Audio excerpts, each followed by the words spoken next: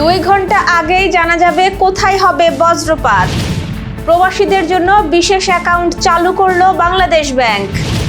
আওয়ামী লীগের যাওয়ার জায়গা আছে, বিএনপি জামায়াতের নেই, মন্তব্য এমপি ইজ্জতুল্লাহর। ঐক্যবদ্ধভাবে সমাজ পরিবর্তনের আহ্বান ঝিনাইদহের ডিসি নোমান হোসেনের।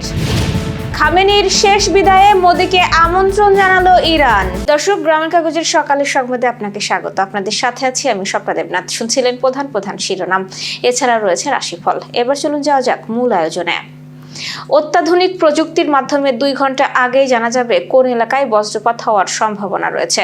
আবহাওয়া অফিস আন্তর্জাতিক বজ্রপাত নিরাপত্তা দিবস উপলক্ষে বাংলাদেশ আবহাওয়া দপ্তর এবং regional integrated multi hazard early warning system রিমোটসের যৌথ উদ্যোগে আয়োজিত গোলটেবিল বৈঠকে এ তথ্য জানানো হয়। আবহাওয়া দপ্তরের পক্ষ থেকে বলা হয়েছে, বজ্রপাতে মৃত্যুর সংখ্যা কমাতে ঝুঁকিপূর্ণ এলাকায় প্রচারণা বাড়াতে হবে। এতে মিডিয়ার পাশাপাশি মোবাইল অপারেটরদের এগিয়ে আসতে হবে। আর্লি ওয়ার্নিং এর একাধিক মাধ্যম করা যায় কিনা সে বিষয়েও কাজ চলছে।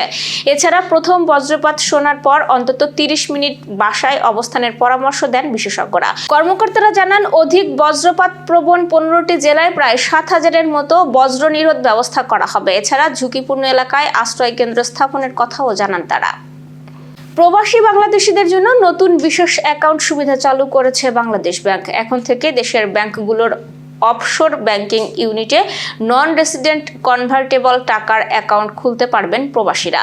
বাংলাদেশ ব্যাংক এই সংক্রান্ত একটি প্রজ্ঞাপন জারি করেছে। প্রজ্ঞাপনে বলা হয়, এই হিসাবে রাখা আমানত ও মুনাফা বিদেশে নেওয়ার সুযোগ থাকবে। কেন্দ্রীয় ব্যাংকের বৈদেশিক মুদ্রানীতি বিভাগ থেকে জারি করা প্রজ্ঞাপনে সব তফসিলি ব্যাংক ও অফশোর ব্যাংকিং ইউনিটকে এই সুবিধা চালুর নির্দেশ দেওয়া হয়েছে।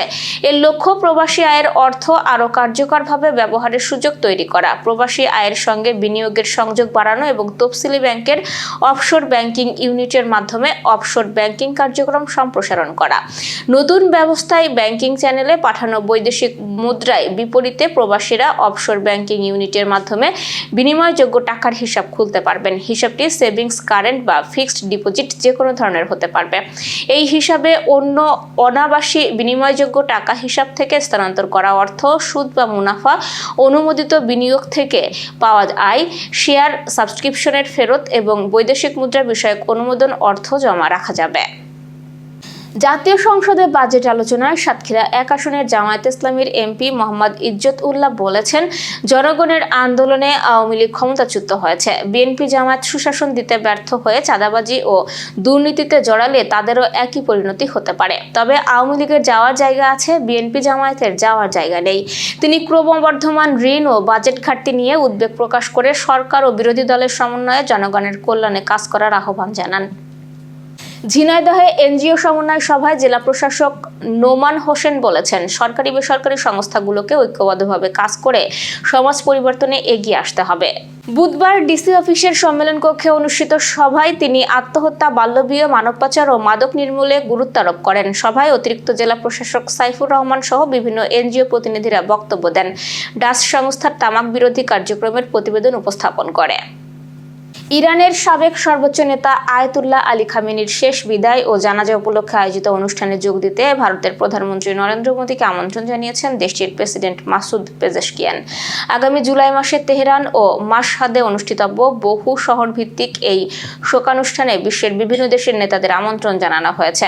মঙ্গলবার নয়াদিল্লিতে অবস্থিত ইরানি দূতাবাস ভারতের পররাষ্ট্র মন্ত্রণালয়ের কাছে আনুষ্ঠানিক আমন্ত্রণপত্র পৌঁছে দিয়েছে। দূতাবাসটি 2 দিন আগে আমন্ত্রণপত্রটি গ্রহণ করে।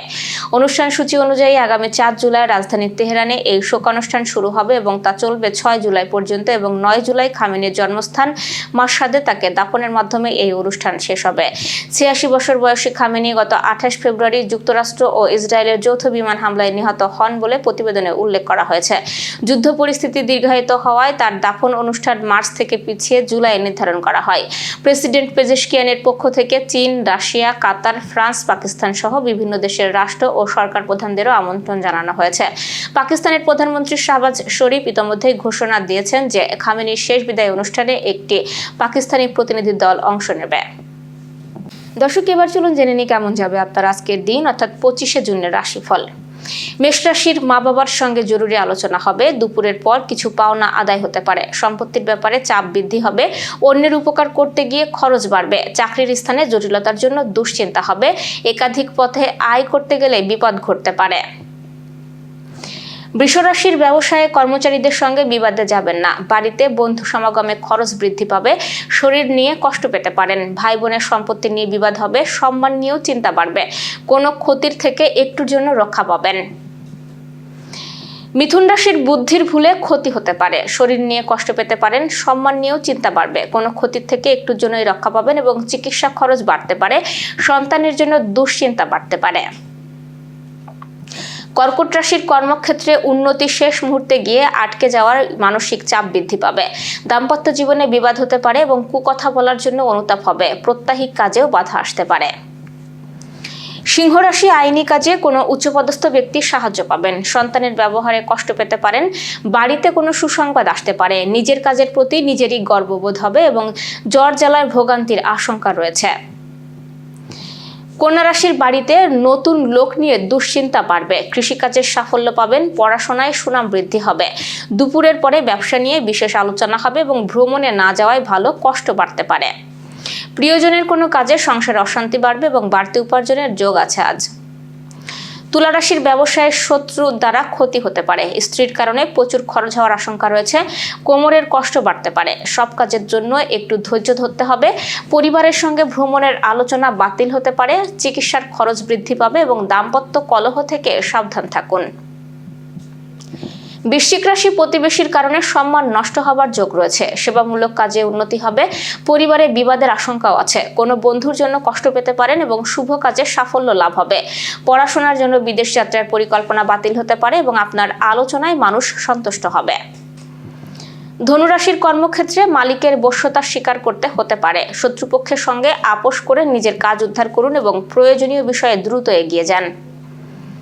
মকর রাশির বিষয় সম্পত্তি কেনাবেচা নিয়ে গুরুজনের সঙ্গে মনোমালিন্যের জেরে বাড়িতে বিবাদ হতে পারে। কোনো মহিলার জন্য পরিবারে আনন্দ বৃদ্ধি পেতে পারে। নেশা থেকে ক্ষতির আশঙ্কা রয়েছে। ব্যবসায়ে ভালো কিছু ঘটতে পারে।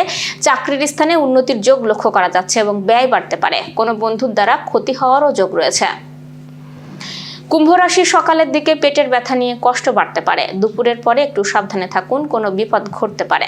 কোনো আত্মীয়ের সঙ্গে বিবাদ হতে পারে এবং দাম্পত্য জীবনে সুখবর আসতে চলেছে। সামাজিক সুনাম ও লাভের যোগ রয়েছে। বাড়তি খরচের জন্য চিন্তা বাড়বে। মীন রাশি কোনো কাজের সময় নষ্ট হতে পারে। চাকরির শুভ যোগাযোগ হতে পারে। পিতার সঙ্গে তর্ক হওয়ার জন্য মন খারাপ হবে। সারাদিন প্রিয়জনের সঙ্গে থাকার জন্য আনন্দ লাভ হবে। খেলাধুলায় শুভ পরিবর্তন লক্ষণীয় এবং পেটের সমস্যা দেখা দেবে। দর্শক, এই ছিল এখনকার আয়োজন। সব খবর সবার আগে জানতে ও দেখতে চোখ রাখুন গ্রামীণ কাগজের ইউটিউব চ্যানেল ও ফেসবুক পেজে। বিদ্যুৎ ও জ্বালানি তেল ব্যবহারে সাশ্রয়ী হন। আপনার কোনো প্রশ্ন বা তথ্য থাকলে জানাতে পারেন কমেন্টে। এতক্ষণ সাথে থাকার জন্য ধন্যবাদ। পরবর্তী খবর দেখুন বেলা 2:30টায়।